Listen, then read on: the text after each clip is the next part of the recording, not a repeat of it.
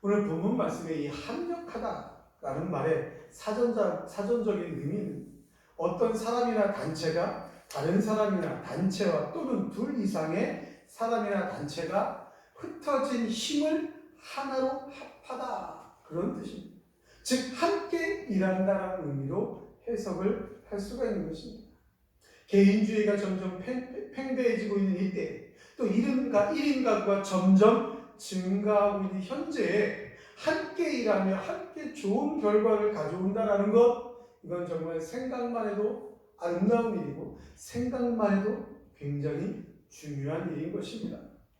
예를 들어서 많은 인원이 함께 모여 음악을 연주하며 공연하는 오케스트라 연주. 저는 음악을 좋아하기 때문에 특히 그 오케스트라 연주의 웅장한 우리 할렐루야라든지 기독교의 대성가들을 연주하고 찬양하는 것, 그런 거 굉장히 좋아해서 그런 것들을 좀 찾아서 보기도 합니다. 또 TV를 우연히 돌리다가 그런 웅장한 오케스트라 연주가 나오면 좀 마음을 정화시키기 위해서라도 그런 것들을 좀 봅니다. 근데 이런 오케스트라 연주, 이 연주를 시작하려면 수많은 악기들이 먼저 내 악기가 바른 소리, 바른 음을 낼 수 있는가, 음을 조율을 합니다. 그것을 튜닝이라고 합니다. 악기 하나하나가 다 음을 고르게 조율을 합니다. 이 오케스트라에 쓰이는 악기는 여러 가지가 있는데 현악기, 주류된 현악기, 금관악기, 목관악기, 타악기, 이렇게 수많은 악기들이 다 연주하기 시작하기 전에 각자의 소리를 가지고 튜닝을 하면서 맞춰갑니다. 다 조율이 끝났고 음이 맞춰지는 튜닝이 끝나면 이제 연주가 시작됩니다. 아주 웅장하고 멋있는 소리, 각각의 악기들이 각각의 사람들에 의해서 소리를 내며 연주를 시작하는데 우리는 그 소리를 들을 때 너무나도 아름답기 때문에 그냥 푹 빠져버립니다.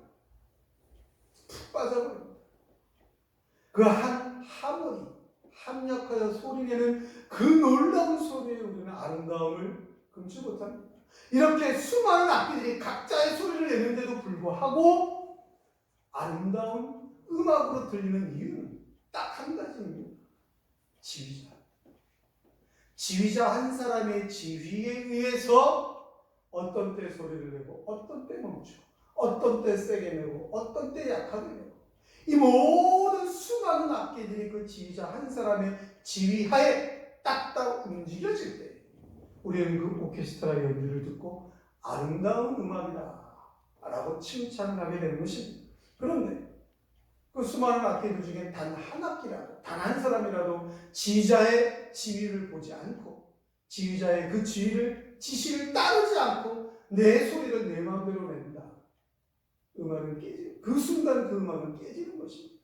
다시 처음부터 돌아가요.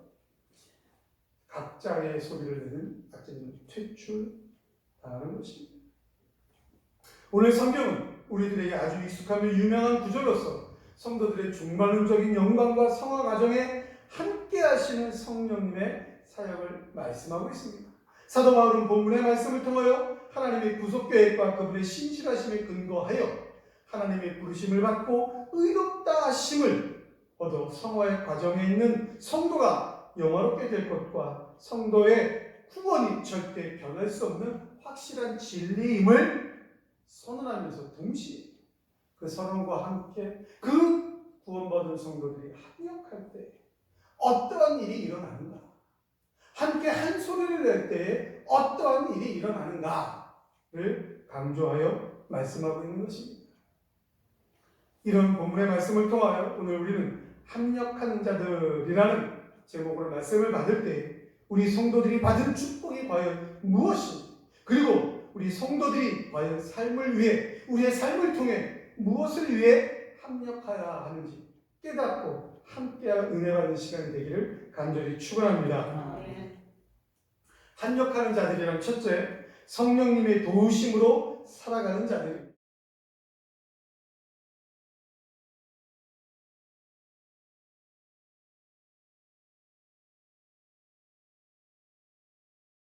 오늘 성경 26절에 우리의 연약함을 성령님이 도와주신다라고 말씀하고 있습니다. 이 연약함이란 말은 힘이 없는 상태를 의미하는 말이었습니다. 이 말은 1차적으로는 육신의 질병이나 쇠약과 같은 육체적 약함을 말합니다. 또 일반적인 모든 연약, 더 나아가서는 비유적으로 아주 나약한 상태, 육신적이거나 정신적으로 나약한 상태 혹은 비겁한 상태를 뜻할 때도 사용되는 단어입니다. 사도 바울은 자신이 쓴 서신들에서 이 단어를 비유적인 의미로 주로 사용하였는데 본절에서는 성령의 도움이 필요할 수밖에 없는 인간의 무기력함을 나타낼 때 이 단어를 사용한 것입니다. 그러한 의미로 성령의 도우심이 필요할 수밖에 없는 우리 인간들의 무기력함을 나타내고 있는 것입니다. 또 이 연약함이라는 말은 현재의 상태, 현재의 상황을, 내가 속한 이 상황을, 내가 어떻게 해야 되는지 이 상황을 제대로 파악하지 못하고 분석하지 못하여서, 제대로 인지하지 못하여서, 깨닫지 못하여서 그것에 관해서 하나님 앞에 지혜롭게 간구하지, 지혜롭게 기도하지 못하는 무능함을 가리키는 것입니다. 여러분, 오늘 성경에서 사도 바울이 이 연약함이라는 단어를 무엇을 나타나기 위해서 사용했느냐? 여러 가지 우리의 질병, 우리가 질병이라는 모든 것에 반해서 우리 인간들이 육신적으로 나약한데 더 중요한 것은 정신적으로 나약하다는 것입니다. 하나님 앞에 우리의 상태를, 우리의 영적인 상태, 육적인 상태, 우리가 속한 여러 가지 환경의 상태를 정확하게 깨닫고 인지하여서 그것을 해결하기 위하여서 하나님의 지혜를 깨닫기 위하여 지혜롭게 간구해야 하는데 그것을 못하는 무능력함, 그것을 깨닫지 못하는 무기력함, 그 상태가 바로 연약함이다 라는 것입니다. 그런데 그것을 또 성령님이 도와주신다. 오늘 본문의 도우시나니라는 말은 함께 가담하여 열심으로 돕다라는 의미로서 본절에서는 좀 더 특별한 의미로 사용되어서 성령님께서 우리 인간의 이해를 초월하는 영적인 기도를 하도록 중재하여 우리와 연합한다라는 그런 뜻으로 사용된 것입니다. 즉 성령님이 우리를 도와주신다라는 말은 옆에서 어떻게 할 수 있게 조력자로서 도움을 준다. 우리가 뭘 할 수 있게 뭘 하나 좀 도와준다. 일시적인 거나 제한적인 그런 조력자의 도움이 아니라 성령 하나님 자체가 주체가 되어서 함께 짐을 지고 간다. 함께 짐을 지고 돕는다. 즉 떠맡는다. 떠맡는다는 의미로 사용된 것입니다. 즉 성령님은 우리의 연약함을 다 이미 아시기 때문에 성령님이 직접 우리의 연약함을 대신 떠맡으셔서 우리를 위하여 하나님께 간구하시는 것입니다.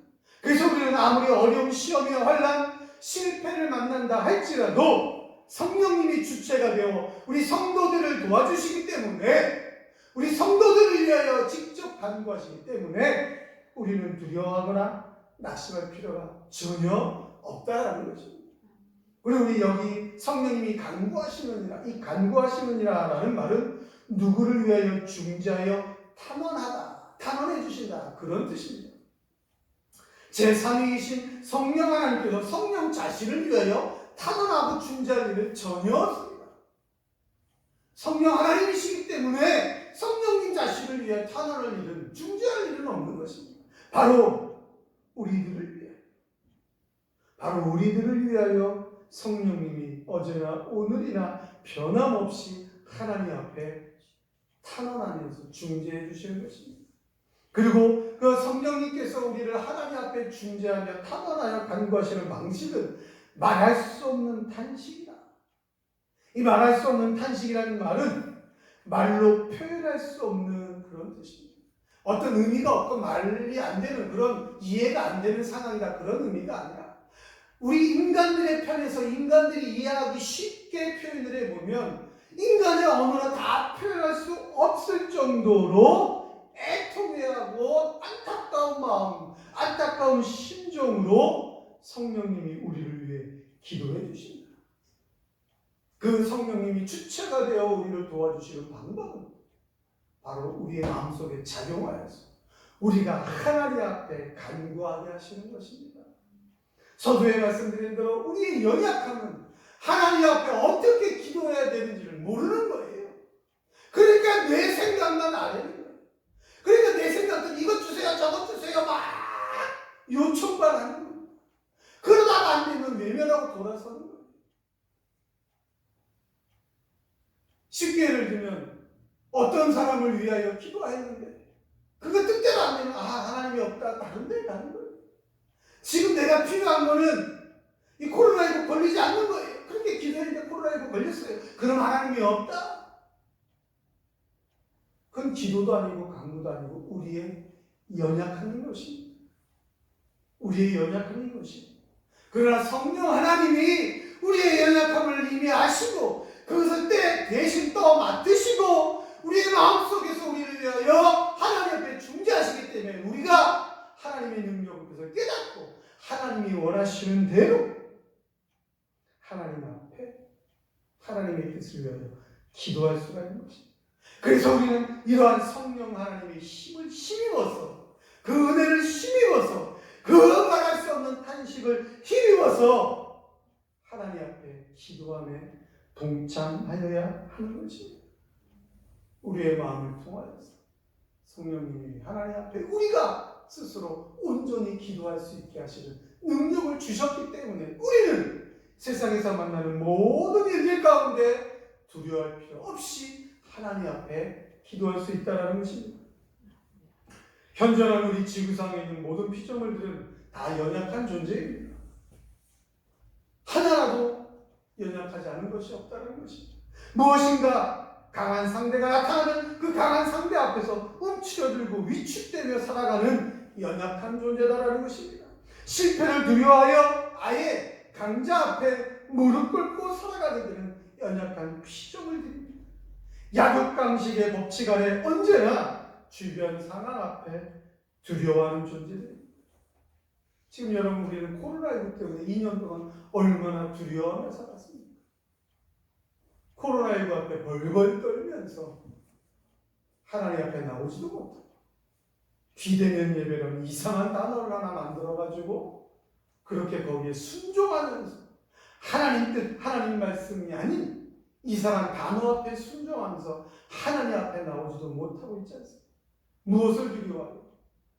여러분 그러나 이제 우리는 그 모든 상황을 두려워할 필요가 없습니다. 바로 창조주 되시는 성령 하나님이 우리를 도와주시기 때문입니다. 어쩌다 한 번이 아닌 어느 한순간만이 아닌 단순한 조력자가 아닌 우리 삶의 주체가 되어서 우리를 도와주십니다. 우리의 영육의 모든 상황과 함께 영육의 모든 상황과 순간과 함께 하시며 우리를 도와주십니다. 그러기에 우리는 주변 상황이나 환경, 실패를 두려워하지 않고 담대하게 세상을 향해 존재할 수가 있는 것입니다.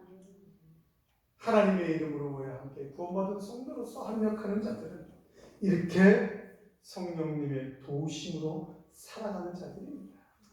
성령님의 도우심이 있기에 우리가 만나게 되는 세상 앞에 어떻게 해야 되는가 내 힘으로 내 능력으로 나가는 것이 아니라 하나님의 지혜와 하나님의 뜻을 간구할 수 있고 그 간구에는 기도 속에 하나님이 들어 응답하여 주셔서 하나님의 뜻대로 당연히 기도하였기에 하나님의 뜻 안에서 축복으로 응답받는 것은 당연한 것이기에 우리는 세상을 향해 두려워할 필요 없이 전진할 수가 있는 것입니다. 우리를 도우신 말할 수 없는 탄식으로 우리를 위하여 어제나 오늘이나 영원토록 변함없이 지금도 간구하시는 성령님의 은혜를 힘입어서 성령님의 도우심을 힘입어서 합력하여서 더욱 강하고 담대하게 세상을 향해 전진하는 우리 모든 성도님들이 되시길 주님의 이름으로 간절히 축원합니다. 합력하는 자들은 둘째 하나님의 선을 이루는 자들입니다. 본문 28절 말씀을 같이 읽겠습니다. 28절입니다.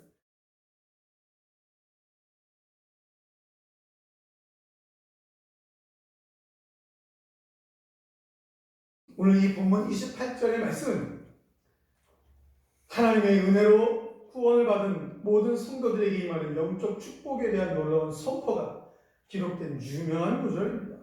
여기서 바울이 우리가 알거니와 우리가 다 알고 있다라는 것, 이 단어를 사용한 것은 즉 구원받은 성도들이 모든 것이 합력하여 서로를 이루게 되는 이 내용은 아무도 반박할 수 없을 만큼 분명하고 확실한 진리이다 라는 것을 강조하기 위하여 우리가 알거니와라는 단어를 사용한 것입니다. 그렇다면 우리 모두가 알 수 있는, 절대로 반박할 수 있는 이 진리가 과연 무엇입니까? 그것은 오늘 본문 말씀을 분명하고 정확하게 해석하여 말씀을 드리면, 한마디로 표현을 하면 하나님은 그분을 사랑하고 그분의 뜻대로 부르심을 입은 자들에게는 그들에게 이르는 모든 일이 궁극적으로 최종적 구원인 선에 이르도록 도와주시고 그 구원인 선에 이르는데 도움이 되도록 역사하신다, 그런 뜻인 것입니다. 오늘 본문에서 합력하다, 이 합력하다라는 말은 함께라는 단어와 함께 행위, 일을 뜻하는 명사가 함께 합성되어진 단어로서 함께 일하다라는 그런 뜻인 것입니다. 이 함께 일하다라는 이 단어를 사용하면서 사도 바울은 단수 현재 직설법적인 시제까지 사용했는데, 이 말의 의미는 즉 하나님께서 변함없이 지속적으로 함께 일하신다, 그런 뜻입니다. 즉 우리끼리, 이 합력한다라는 말은 우리 인간들끼리, 성도들끼리 함께 일한다는 뜻이 아니라 하나님께서 지속적으로 변함없이 우리와 함께 일하신다, 그런 뜻인 것입니다. 하나님의 주권적인 사랑과 지혜 안에서는 모든 것이 선한 목표를 향해 집중되어 가도록 하나님께서 일하여 주신다. 즉 본문의 주관자는 하나님이다라는 사실을 강조하고 있는 것입니다. 여러분, 합력이다라는 말은 인간들끼리도 좋지만 함께 일하는 거 얼마나 좋습니까? 그래서 옛날에 우리 알고 있는 이소부화나 이런 데 나오는 거 보면 부모가 자식을 가르치기 위해서 형제들끼리 합력하라고 하기 위해서 회초리를 하나 부뜨려보고 2개 부뜨려보고 다 부러뜨릴 수 있지만 10개를 한 번에 부러뜨릴 수는 없다라는 그런 교훈을 주면서 합력하는 것이, 함께 일하는 것이 중요하다는 것을 강조하지 않습니까?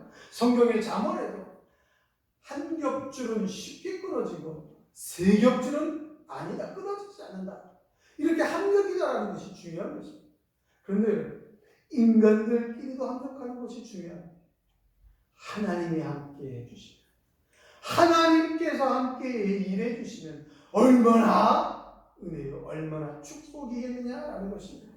근데 더 중요한 것은 합력하여 선을 이루는데 이 선이 과연 무엇이냐라는 것입니다. 본문에서 말씀하는 선은 세상에서의 성공, 만사 형통, 성공이니까 당연히 모든 고난이나 역경, 얽히고 설킨 모든 시련들을 딛고 일어나는 어떤 값진 열매, 그런 뜻이 절대로 아닙니다. 오늘 본문에서 말씀하는 선은 궁극적인 구원, 장차 다가올 영광인 구원의 완성에 대하여 말씀해 주고 있는 것입니다. 이 본문에서 말씀하는 선은 하나님 앞에서 얻게 될 궁극적이고도 최종적인 구원, 이 구원이야말로 우리 인간 편에 있어서는 가장 크고 가장 최고의 선이기 때문에 오늘 사도 바울은 그 구원을 오늘 선이다라고 말씀하고 있는 것입니다. 즉 하나님 앞에서의 선인 것입니다. 하나님이 주신 선인 것입니다. 여러분, 이 세상 사람들은, 완전하지 못한 인간들은 선, 아름다운 거, 좋은 거 이런 거 생각하고 그냥 무조건 성공, 내가 필요한 거 다 얻는 거, 그런 것을 얘기하지만 하나님은 그것이 아닌 것입니다. 하나님 편에서 볼 때는 하나님의 택자들이 구원을 받는 것입니다. 구원을 받는 것입니다. 구원을 받아서 다 같이 저 영원한 영생으로, 영생 가운데 저 영원한 천국에서 하나님과 함께하는 것, 그것이 하나님 보시기에 가장 선한 것입니다. 그런데 또 중요한 것은 이런 선, 하나님의 선, 즉 모든 것이 합력하여 하나님의 선을 이루게 되는 사람들은 제한적이라는 것입니다. 누구든지 다 이렇게 궁극적인 구원, 최종적인 영광을 얻게 되는 것이 아니라 그 하나님의 선을 얻게 되는 자들은, 그래서 합력하여서 하나님의 선을 이루는 자들은 제한적이다. 누구? 그 뜻대로 부르심을 입은 자. 이 그 뜻대로 부르심을 입었다라는 말은, 그 뜻은 하나님의 목적과 계획 안에서 부르심을 입습니다. 하나님께서 처음부터 구원하기로 작정하여 그 계획과 목적 안에서 부르심, 콜링, 부르심을 입은 성도들만이 그 영원한 선을, 하나님의 선을 이룰 수가 있다라는 것입니다. 여러분, 그렇다면 우리는 어떠한 자입니까? 우리는 어떠한 자입니까? 우리는 바로 하나님의 영원한 구원 계획과 그 구원 목적 안에서 하나님이 직접 불러주신, 하나님이 먼저 사랑하여 주신, 그래서 하나님의 은혜를 찬양하며 우리도 하나님을 사랑합니다 라고 고백할 수 있는 구원인 성도가 되었다. 우리는 바로 이렇게 하나님의 은혜 안에서, 하나님의 계획과 목적 안에서 구원받은 성도다라는 것입니다. 여러분, 아무나 다 하나님을 사랑한다고 고백할 수 있습니까? 절대로 없습니다. 뭐 정치인들이 이런저런 일 때문에 선거철만 되면 교회 가서 예배 드린다고 뭐 성경책 들고 성경책 새로 사서 막 가서 앉아 있습니다. 예배 드리는데 아주 경건하게 멋있게 앉아 있습니다. 근데 그들이 하나님을 사랑한다고 고백합니까? 그들의 목적은 하나님 사랑이 아니라 당선입니다. 자신들의 정치적인 목적을 이루는 것입니다. 비단 정치인뿐만이 아니라 세상의 많은 사람들이 이런저런 목적으로 교회를 향해, 기독교를 향해 뭐 좋은 마음도 표현하고 여러 가지 좋은 일들도 많이 하지만 과연 그들이 하나님을 진심으로 사랑한다, 하나님께 예배드릴 수가 있겠느냐라는 것입니다. 없습니다. 왜냐? 하나님의 구원과 계획 안에, 그 목적 안에 진짜 하나님이 부르신 자느냐 아니냐. 여러분, 우리는 바로 하나님의 구원의 계획 안에 하나님의 직접 부르심을 입은 구원인이다라는 것입니다. 성도다라는 것입니다. 그러기에 이 성도라는 이 명칭이, 성도라는 이 호칭이 얼마나 아름답고 고귀하고 거룩한 이름인지 우리는 깨달아야 되는 것입니다. 그래서 합력하여야 하는 것입니다. 하나님의 계획과 목적 안에서 부르심을 입었기 때문에, 그래서 그 부르심을 입은 자들끼리는 함께 일을 해야 되는 것입니다. 하나님의 선, 그 구원을 이루기 위하여 합력하여야 하는 것입니다. 하나님을 사랑하는 일에 함께 일해야 되는 것입니다. 이 하나님의 구속사역을 전파하기 위하여 함께 일해야 하는 것입니다. 예수님의 마지막 지상명령, 땅끝까지 이르러 내 증인이 되라 라는 이 명령에 순종하기 위하여, 그 사명을 감당하기 위하여 함께 일해야 되는 것입니다. 뿔뿔이 흩어져 살 수는 없는 것입니다. 그래서 교회로 모여야 하는 것입니다. 그래서 교회를 통하여 이 구원운동을, 복음운동을, 하나님의 선교운동을 감당해야 되는 것입니다. 혼자서는 할 수가 없는 것입니다. 그래서 예배를 드리는 일에 합력하여야 되는 것입니다. 하나님께 드리는 신령과 진정의 예배를 위하여 함께 모여야 하는 것입니다. 하나님의 자녀를 양육하는 일에, 또 다른 신앙인을, 또 다른 구원인을 교육하여 양육하는 일에 우리는 합력하여야 되는 것입니다. 여러분, 세계 선교가 혼자서 막 가능합니까? 절대로 안 됩니다. 교회 운동이 혼자 가능합니까? 절대로 안 됩니다. 하나님의 자녀들을 하나님의 뜻대로, 하나님의 말씀으로, 하나님의 신앙인으로, 이 하나님의 선 구원을 이루는 신앙인으로 양육하는 일이 혼자 됩니까? 절대로 안 됩니다. 그래서 합력하여야 하는 것입니다. 그래서 함께 일해야 되는 것입니다. 그 가운데 하나님의 능력이, 하나님의 은혜가, 하나님의 역사가 함께하는 것입니다. 우리는 바로 이렇게 하나님을 사랑하는, 곧 그 뜻대로 부르심을 입은 신앙인이기 때문에 합력하여야 하는 것입니다. 사랑하는 성도 여러분, 우리는 전능하신 하나님 아버지의 사랑을 입은 성도입니다. 하나님의 은혜를 먼저 입은 성도입니다. 하나님의 뜻대로 부르심을 받았기에 하나님의 선을 이루는 일에 합력하는 신앙인이 되어야 하는 것입니다. 합력하여 하나님의 선을 이루는 일에 쓰임받는 것이 우리에게 주신 최고의 축복이며 동시에 최고의 사명임을 믿어야 하는 것입니다. 하나님의 영광을 위해 합력하며 믿음의 진보를 이루며 더욱더 세상을 향해 마음껏 힘있게 전진하는 이 모든 성도님들이 다 되십니다. 우리 구주 예수 그리스도의 이름으로 간절히 축원합니다. 축원합니다.